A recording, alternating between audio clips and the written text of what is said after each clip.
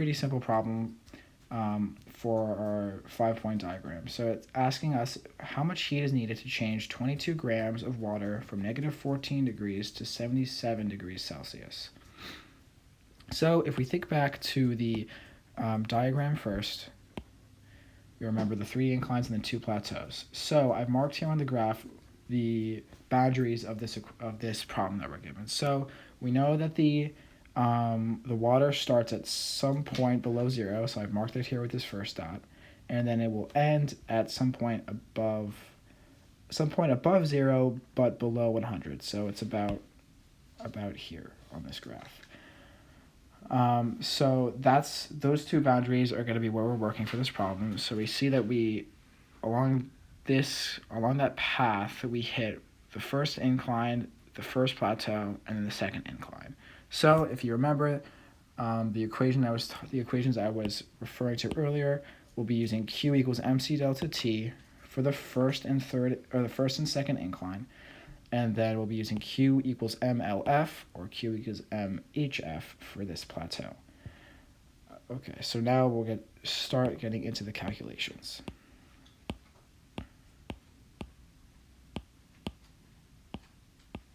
So just before we start plugging into equations, we have to know a couple of constants. So for the first incline, we know that the water is in its solid phase, so we need to know the specific heat capacity of ice. Now that is given as 2.03 joules per gram times degrees Celsius. And we know that the specific heat of liquid water, and this is going to be used for the second incline, is equal to 4.18 joules per gram times degrees Celsius. And the latent heat of fusion for water is 6.02 kilojoules per mole. Now remember what I mentioned in the last video, that as the latent heat of fusion is given in kilojoules per mole, we'll have to do an extra conversion at the end, but it's not really a big deal. All you really have to do is convert from kilojoules to joules, which is not very difficult. So if we set up our equations here, we see that Q of solid water is equal to, we have our mass here, the specific heat in that second spot, and then we have the change in temperature. Now, because for this problem we are crossing over multiple phase boundaries, we go from solid to liquid, and if you remember on the graph, there are 3 different parts.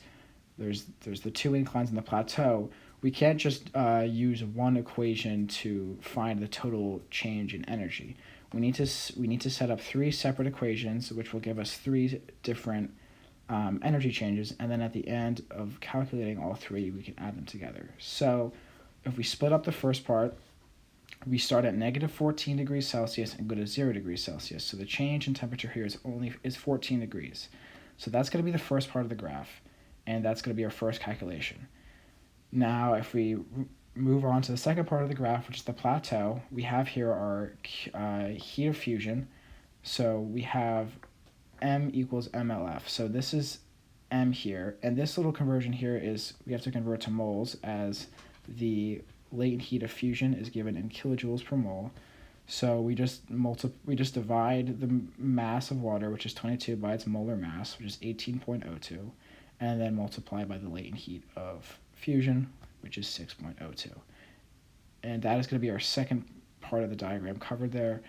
And then now we move on to the third and final part, where we can use Q equals MC delta T again. However, this time, as water is in its liquid phase, we use a different specific heat value, which is 4.18, and then we have a different change in temperature, which is 0 to 77, so delta T is just 77 here. Now, once you plug that into your calculator, it's just some simple algebra, and you should get, for the Q of ice, should get 6.25 joules. Then for the heat of fusion, it should be 7.35 kilojoules, and the Q of water should be 7,080 joules. Now, before we add all these together, we have to convert to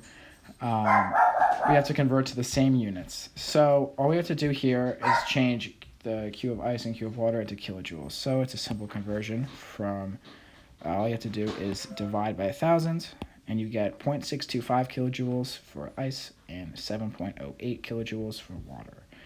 And once you add them together, you should get your total change in energy, which is 15.06 kilojoules. All right, guys, I hope that helped. See you later.